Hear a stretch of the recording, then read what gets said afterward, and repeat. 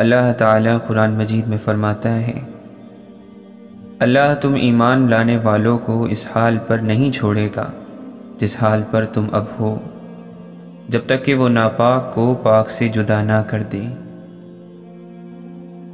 مولانا رومی فرماتے ہیں، زمین پر جنت کا ایک ہی راستہ ہے، ہم اسے محبت کہتے ہیں۔ جب اللہ کا نور دماغ میں سما جاتا ہے، وہ اثر یا سبب کا غلام نہیں رہتا۔ خالق کے ساتھ ادب کا دعویٰ غلط ہے جب تک تو مخلوق کے ساتھ ادب کا خیال نہ رکھے۔ امام شافعی رحمۃ اللہ علیہ فرماتے ہیں،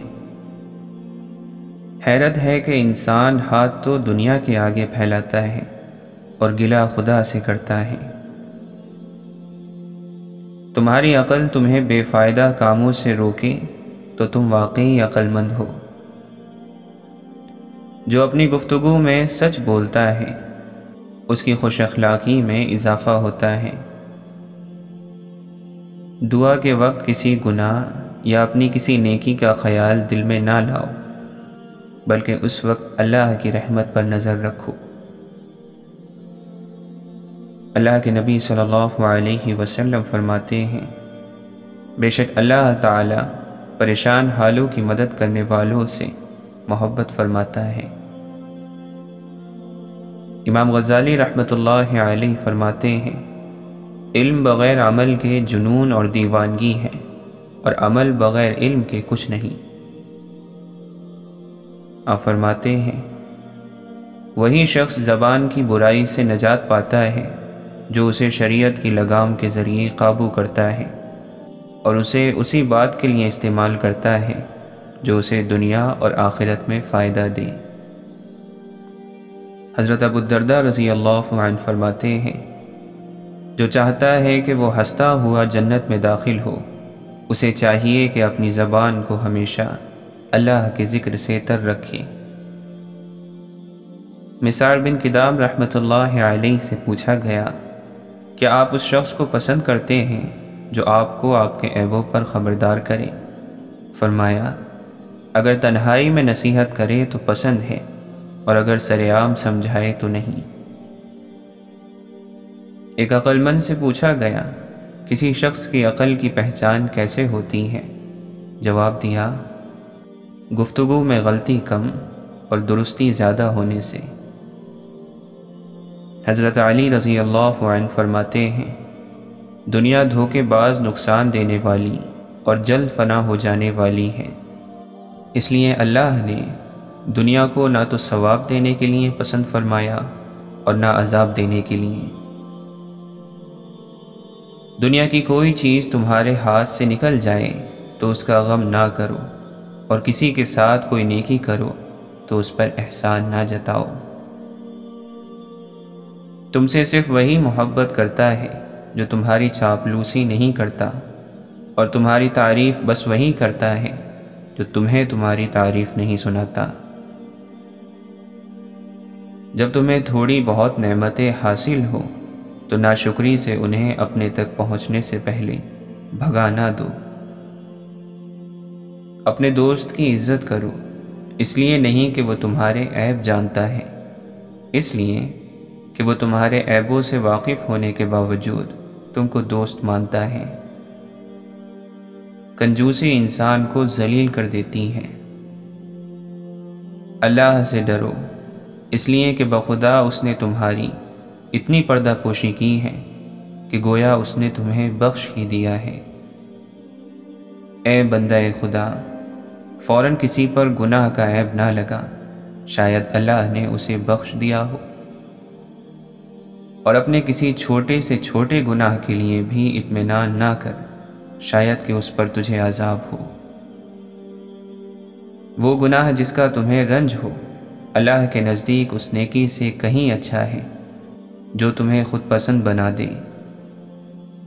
جب کوئی شخص دے کر جتلاتا ہے تو اس کا گناہ اس کے صدقے کے ثواب سے زیادہ ہو جاتا ہے۔ جب ایک بندہ مرتا ہے تو لوگ کہتے ہیں کہ وہ کیا چھوڑ کر مرا ہے، لیکن فرشتے پوچھتے ہیں کہ وہ اپنے ساتھ لایا کیا ہے۔ حضرت علی رضی اللہ عنہ فرماتے ہیں، مذہب سے اگر انسانیت اور خدمت نکال دی جائے تو عبادت باقی رہ جاتی ہے، جس کے لیے رب کے پاس فرشتوں کی کوئی کمی نہیں۔ حضرت علی رضی اللہ عنہ فرماتے ہیں، لالچ کا بندہ ایسا غلام ہوتا ہے جسے کبھی آزادی نصیب نہیں ہوتی۔ غلام قناعت سے کام لے تو آزاد ہے، اور آزاد انسان لالچی ہو تو غلام ہے۔ اللہ کی معرفت اور شناخت کے بعد وہ بہترین عمل جس کے ذریعے اللہ کا قرب حاصل کیا جاتا ہے، نماز ہے۔ حضرت امام حسن عسکری رحمۃ اللہ علیہ فرماتے ہیں، تمہارے بہترین دوست وہ ہیں جو تمہاری خطاؤں کو بھول جائیں اور تمہاری نیکیوں کو یاد رکھیں۔ دوست کو ترقی کرتے دیکھو تو فخر سے کہو یہ میرا دوست ہے، اور دوست کو جب مصیبت میں دیکھو تو سینہ تان کر کہو کہ میں اس کا دوست ہوں۔ حضرت علی رضی اللہ عنہ فرماتے ہیں، مجھے تعجب ہے اس شخص پر جو یہ دیکھ رہا ہے کہ روزانہ اس کی ذات اور عمر سے ایک دن کم ہو رہا ہے، لیکن پھر بھی وہ موت کی تیاری نہیں کرتا۔ آپ فرماتے ہیں، مجھے تعجب ہے اس شخص پر جو اللہ کے انتقام کی شدت کو جانتا ہے، پھر بھی گناہوں پر اصرار کرتا ہے۔ دل کی قوت کا سرچشمہ خدا پر توکل کرنے میں ہے۔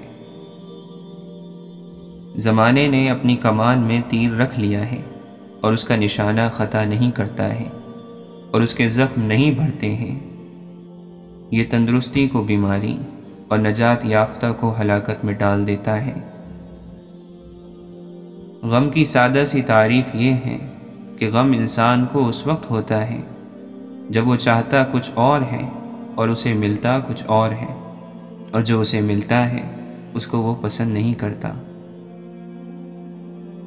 بار بار غور و فکر کرنے سے شک کے بادل چھٹ جاتے ہیں۔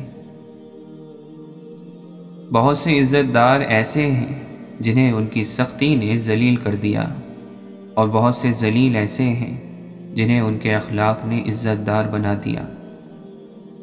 نرمی جس چیز میں بھی ہوتی ہے اس کو سجا دیتی ہے، اور سختی جہاں بھی ہوتی ہے اسے برا بنا دیتی ہے۔ جس کا لہجہ یا جس کی بات نرم ہو جاتی ہے وہ جنتی ہو جاتا ہے۔ اللہ کے نبی صلی اللہ علیہ وسلم فرماتے ہیں، باتوں میں نرمی، کھانا کھلانا، آسانی پیدا کرنا اور اچھے اخلاق سے پیش آنا افضل عمل ہے۔ اللہ کے نبی صلی اللہ علیہ وسلم نے فرمایا، جانتے ہو چغلی کیا ہے؟ صحابہ نے کہا، اللہ اور اس کے رسول بہتر جانتے ہیں۔ فرمایا، کسی شخص کی بات دوسرے کے سامنے اس طرح بیان کرنا کہ ان کے درمیان فساد پیدا ہو۔ آپ صلی اللہ علیہ وسلم فرماتے ہیں، مومن کی مثال لہلہاتی کھیتی کی طرح ہے جسے مصیبتوں کی آندھیاں ادھر ادھر جھکاتی رہتی ہیں مگر توڑ نہیں سکتی۔ جب تم کسی گناہ کا ارتکاب کر بیٹھو تو اس کے بعد کوئی نیکی بھی کر لو، خفیہ گناہ کے بعد خفیہ نیکی اور اعلانیہ گناہ کے بعد اعلانیہ نیکی۔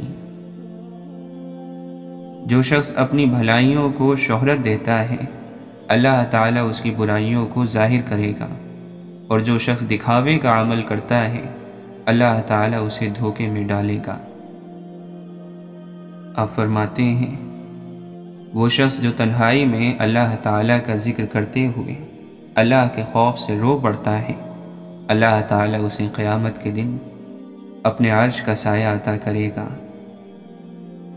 آپ فرماتے ہیں، جب تم دعا کرو تو عزم کے ساتھ کرو، اور کوئی دعا میں یہ نہ کہے کہ اگر تو چاہے تو فلاں چیز مجھے عطا کر، کیونکہ اللہ تعالیٰ سے کوئی زبردستی کرنے والا نہیں۔ اللہ نے ہر ایک جان کو پیدا فرمایا ہے، اس کی زندگی، رزق اور مصیبتوں کو لکھ دیا ہے۔